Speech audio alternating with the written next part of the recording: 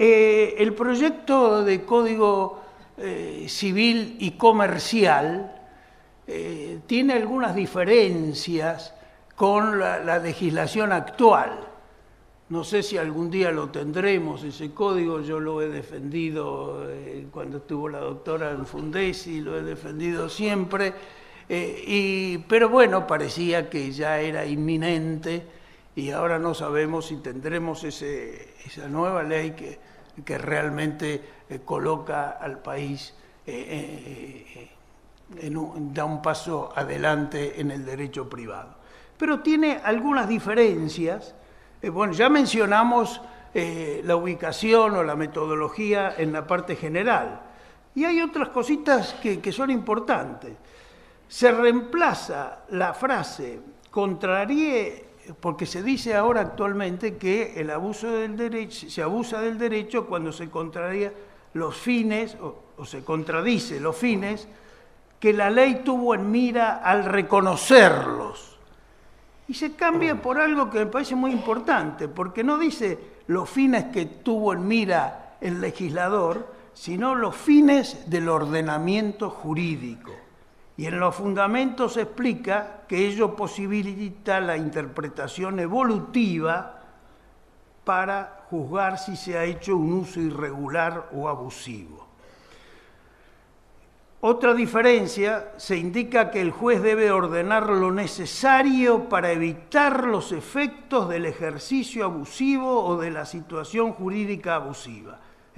El juez, dice ahora la legislación proyectada, debe ordenar lo necesario para evitar los efectos del ejercicio abusivo o de la situación jurídica abusiva. Entonces, pareciera que, como resolvió la Corte en alguna oportunidad que también vamos a citar, que el juez de oficio puede aplicar esta teoría del abuso del derecho, aunque no se haya alegado. Y, bueno, hay otras diferencias menos trascendentes, pero yo creo que en el abuso del derecho campea una idea que es el principio de razonabilidad. Toda la normativa jurídica debe estar amparada por el principio de razonabilidad, ese principio que Morelo ponía como uno de los principios fundamentales del derecho. Todos sabemos que se puede abusar del proceso, y ya entramos al tema del derecho procesal, o se puede abusar en el proceso. Del proceso, podemos mencionar una clara separación entre el derecho que se invoca y el que se tiene efectivamente. Cuando se plantea una demanda con un derecho que realmente no se tiene de entrada, o cuando se hace un proceso simulado o fraudulento con la complicidad de ambas partes para perjudicar a un tercero, o el llamado proceso de bagatela, cuando se hace un proceso por un reclamo mínimo, se está abusando del proceso, un proceso innecesario, cuando se plantea ante los jueces una cuestión no judicial, cuando la pretensión de iniciar hay un tema interesante, que cuando el peticionario plantea la ejecución de una sentencia a todas luces írrita o una sentencia realmente fraudulenta, está abusando del derecho aunque la sentencia haya pasado en autoridad de cosa juzgada. Eso lo ha dicho la Corte y lo ha aplicado de oficio. En ese caso tan famoso que todos conocemos, de que por un juicio de 300.000 pesos, por los avatares del proceso, había quedado firme un honorario millonario, que era totalmente desproporcionado el monto del honorario con el monto que se reclamaba en el juicio. Y esa suma quedó firme, la sentencia quedó firme, el abogado pretendió ejecutarla y la Corte Suprema de Justicia de la Nación dijo que significaba un abuso del derecho pretender la ejecución de una sentencia notoriamente injusta o híbrida. Bueno, las sanciones en estos casos sería o el rechazo indímine, la temeridad, malicia, etc.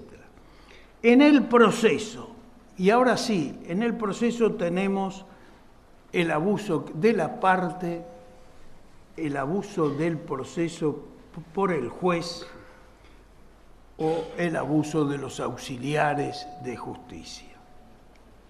De la parte, al promover incidentes innecesarios, o quien acciona con beneficio de litigar sin gasto reclama montos desproporcionados en relación al crédito.